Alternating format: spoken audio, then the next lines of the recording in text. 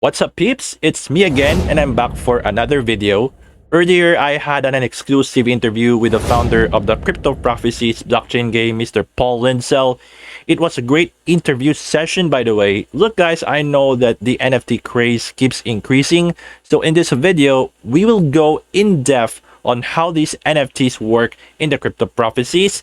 Anyways, I hope you guys stay tuned until the end.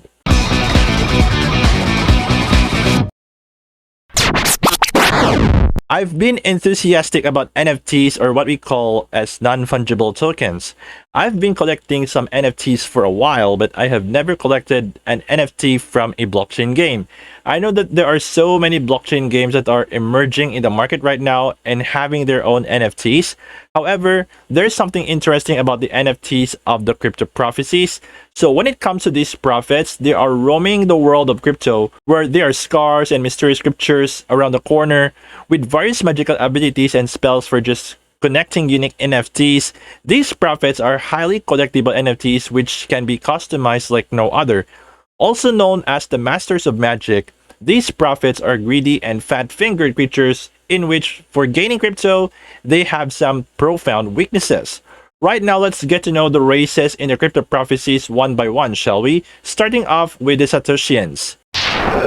When it comes to territory, so they have the volcanic plains of Middle-earth where the chaotic and volatile power of Mother Nature thrives. And for their characteristics, Satoshians are of mythical status across all lands within the crypto world. They can harness a lot of raw power and are heralded as powerful wizards, often wielding strong and overpowering magic. And as for their magical source, which is fire, it represents their volatility and their connection to the raw energy they instill in their actions. And finally, when it comes to their appearance, Satoshians typically have features that makes them often mistaken for fairies and fair folk. However, do not be deceived.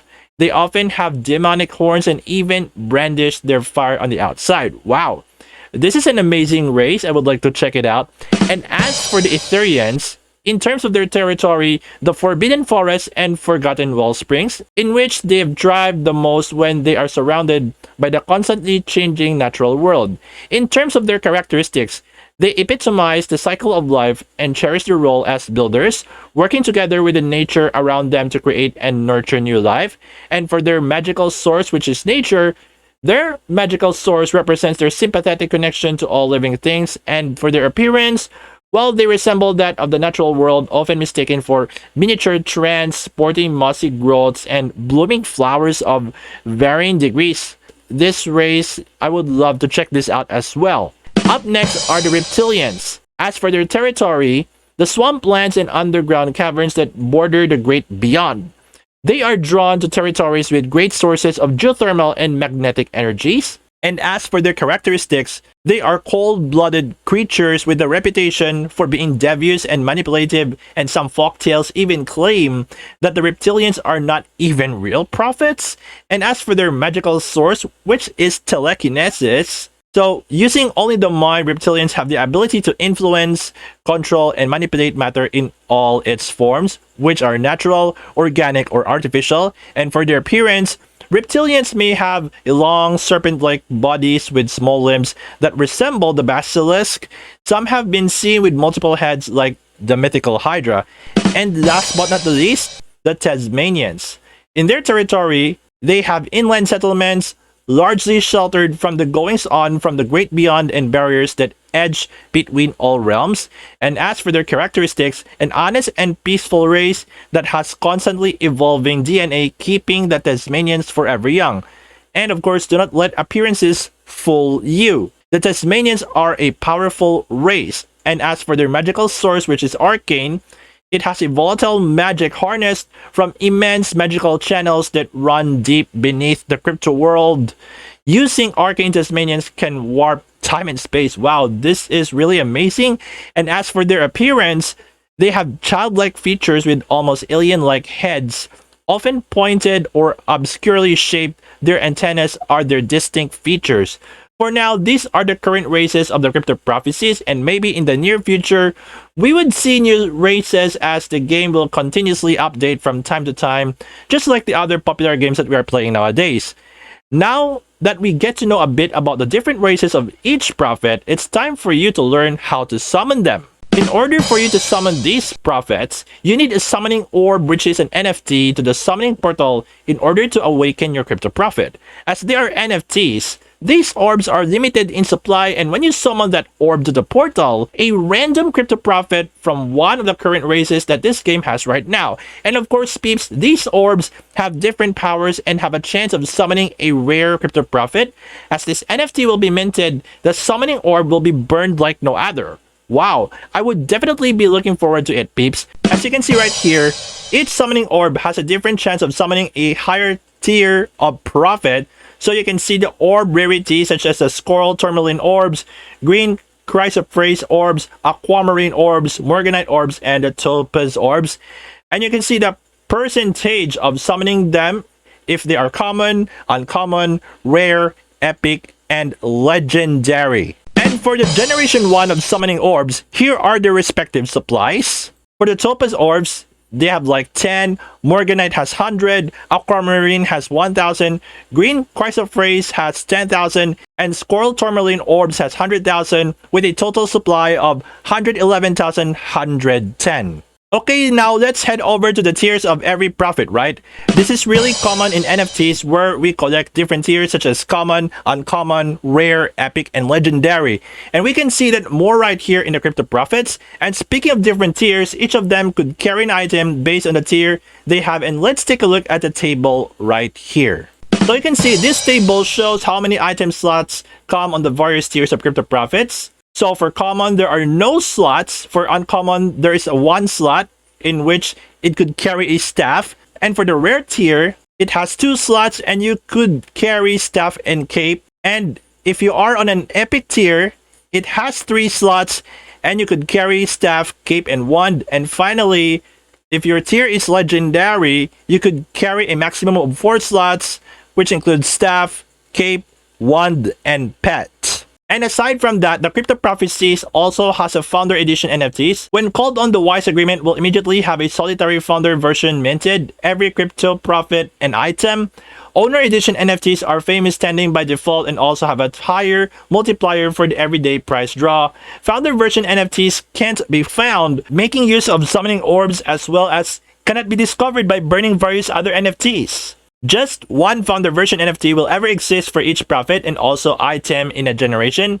Now this sounds really cool to me, by the way, and of course these NFTs are fully compatible in the OpenSea where they are going to use ERC721 or ERC-1155 token standards. Now let's head over to the magic items of the Crypto Prophecies, shall we? Within the world of crypto, these magical items can only be used by those who are having the capability for the magical source to be yielded that flows within them, and that, ladies and gentlemen, is that only the crypto prophets can do that. However, these prophets should have already mastered the flame, who has fire magic within them, and these magical items have different magic spells and can do a lot of things, which could seriously slim your opponent's chance in getting a victory when you unleash a one-of-a-kind magic spell. Now let's get to know them one by one. So when it comes to magic staffs, these are the primary weapons of the crypto prophets who can wield them, and you can find a lot of them in the crypto world. Each magic staff has their own magical capabilities and rarity. So yeah, I am looking forward to that, especially in getting the chance in acquiring a rare magical staff. As for the magic capes, they are being used for protection from magical sources against you. And just like magic staffs, there are different capes and cloaks you can find. And as for the magic wand, these are the secondary weapons of the crypto prophets next to the magic staff. It could take into various forms despite that it's not always that powerful though. But never underestimate the power of the secondary weapon, peeps.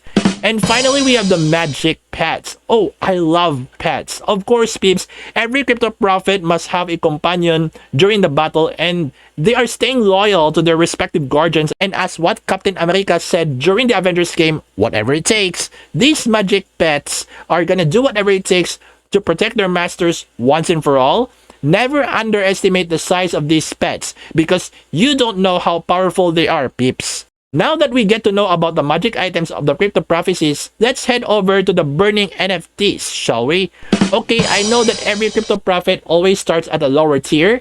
In order for you to level up your tier, you should collect at least 5 times of the same race and tier and just simply use a burn spell to finally burn them once and for all. As for the burning spell, it is currently available at the Crypto Prophet store. As a result, you are summoning a new Crypto Prophet of the same race but in a higher tier. So you can see the table right here, peeps. So right here we have the base cards equals to new card. For every 5 times common cards you have, you will be receiving 1 uncommon. For every 5 times uncommon, you will receive 1 rare card. And if you have 5 rare cards, you could summon an epic card. And finally, if you have 5 times epic cards, you can summon a legendary card. In order for this to happen, all of the prophet cards you have must be from the same race and generation. It is impossible to burn by mixing prophet races or generations, you know. At least you finally learned today on how we could burn these NFTs once and for all. And finally, peeps, let's head over to the daily price multiplier. If you are playing the Crypto Prophets every single day, you are qualified to enter in a daily price draw. For the daily price draw, each game you play, you're going to be given with tickets. Let's say you won a battle. The tickets are issued based on the wager placed and the profit used tier multiplier like no other, and this sounds fun to me, by the way. However, if you lose a game, the tickets are issued on a 1-to-1 ratio based on the wager size. And here's one thing that would give you more chances in winning the daily price draw. You should play more games and placing more wagers in a single day. How cool is it, guys? And as for the profit rarity multipliers, you can see that the ratio increases for every tier you have in your Crypto Prophet from the common to the founders, as you can see in the image right here. Now, here's an example of a ticket issuance right here on this table that I am going to show you right now. So for the example ticket issuance, they are illustrating how different wager sizes and different profit rarity multipliers affect the number of prize draw tickets issued per game. So we have the columns of profit tier, wager, battle result, multiplier, and tickets. So you can see the stats here from common, uncommon, rare, epic, legendary, and founders. And as for the daily prize pool, it's gonna be 40% of the kingdom fee, in which that would become an amazing community pool. On any given day, the community pool will be growing based on the number of games being played and the number of wagers on that day. And lastly, if you want to know how the kingdom fee works, it is a tax charge for every game that you play in the battle arena. So 50% goes to the daily burning, 40% goes to the daily prize pool, and 10% goes to the house fee. So if you really want to understand everything on how the Crypto Prophecies works, like its ecosystem, how the game works, NFTs, and so on, I suggest that you should take time in reading their white paper, which is found in their website or right here on my YouTube description. At least I have shared with you about the in-depth explanation on how these NFTs works in the Crypto Prophecies blockchain game. I hope you've learned something from me in this video. Thank you all for watching, by the way. Kindly don't hesitate or think twice in sharing this to your crypto, blockchain, DeFi, and NFT friends out there. For more information about the Crypto Prophecies, all you have to do is to simply go to their official website at thecryptoprophecies.com.